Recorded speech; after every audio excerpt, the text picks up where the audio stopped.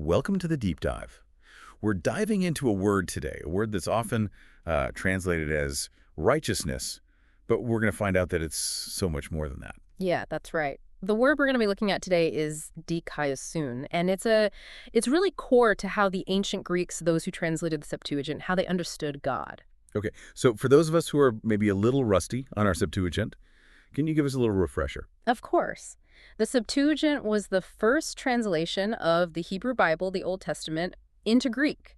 And it wasn't just a simple word for word swap. They were really working across languages, across cultures, and they were really trying to get at the heart of some of these Hebrew ideas so that Greek speakers could understand them.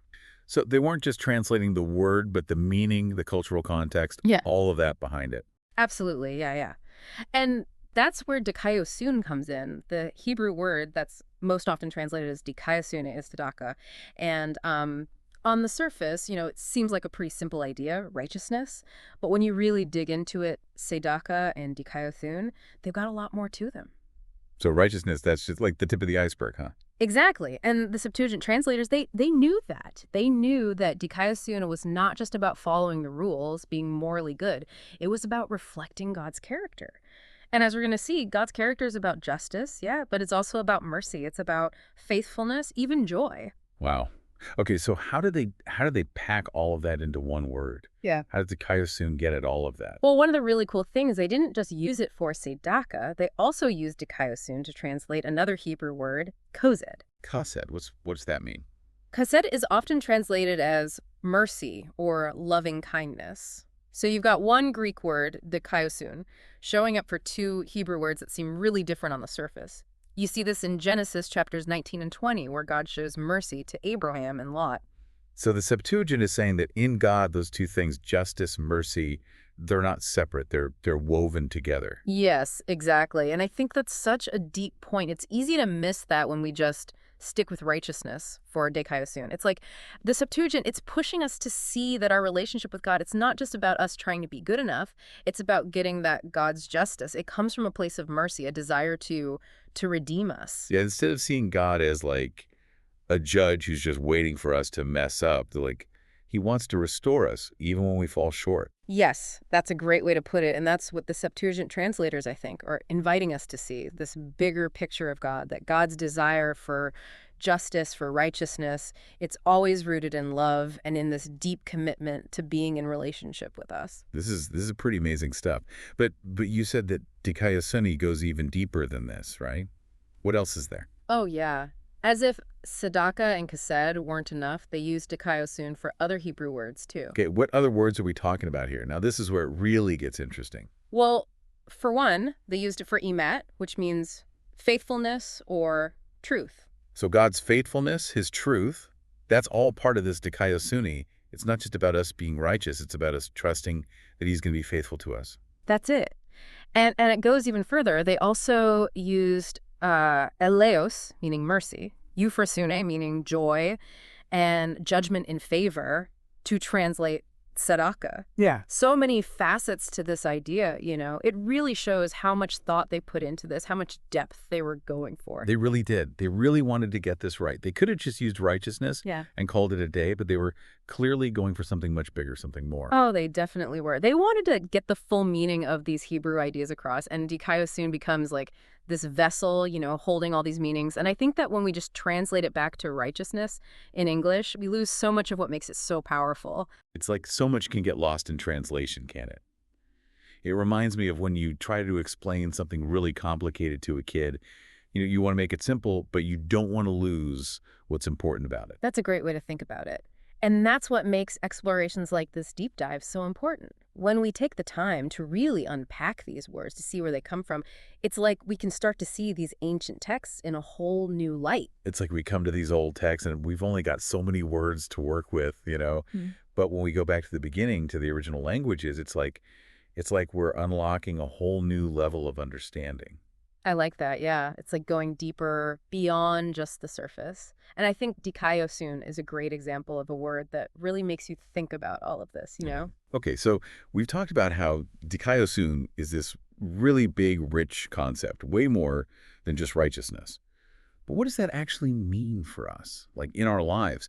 How does knowing this change how we see God, how we relate to him? That's the big question, isn't it? And I think for me, it goes back to the idea of God's character, you know?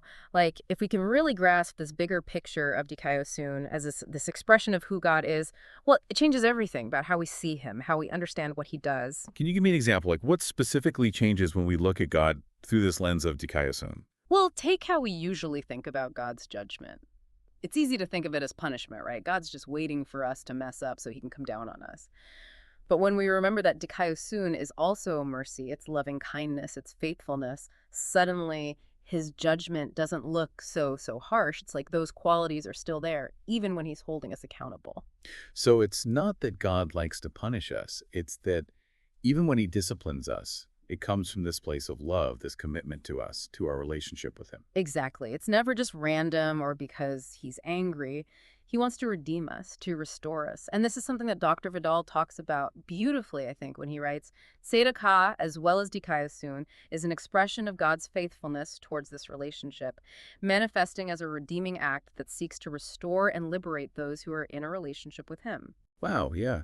It's like even when God disciplines us, it's because he loves us. He's committed to us. He's not trying to push us away. He's trying to draw us back to himself. That's it. And, going back to Dr. Vidal, it's not about us trying to be perfect to earn God's favor. It's about trusting in his Dikaiosune, his faithfulness, his mercy, his love. He's the one who redeems us, who restores us, even when we stumble. It's a much better way to see things, isn't it? It's not about us constantly trying to be good enough.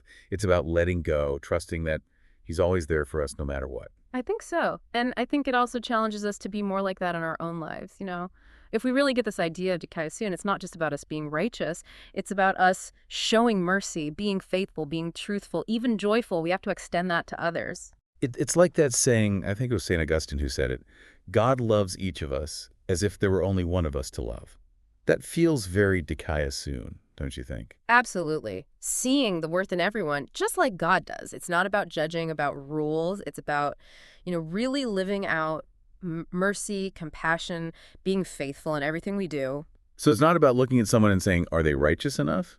It's about saying, how can I show them God's Dikaiosune? How can I show them mercy, faithfulness, love? That's it, exactly. True righteousness, the way they saw it back then, it's so much bigger than we usually think, It's like it's about reflecting God's heart to the world. This has been incredible, eye-opening, really. And I feel like we've just scratched the surface of this massive idea. It is. It's a lifetime of learning, isn't it? And that's what I love about it. The more you dig into the scriptures, the more you understand the languages, the culture, the more you see these layers, these connections you never would have seen before. It never gets old. Before we go, is there anything else about Dikaiosune that you think is really important, something we should keep in mind as we keep exploring this? I think, don't forget, this isn't just some, abstract idea, Dikaiosune.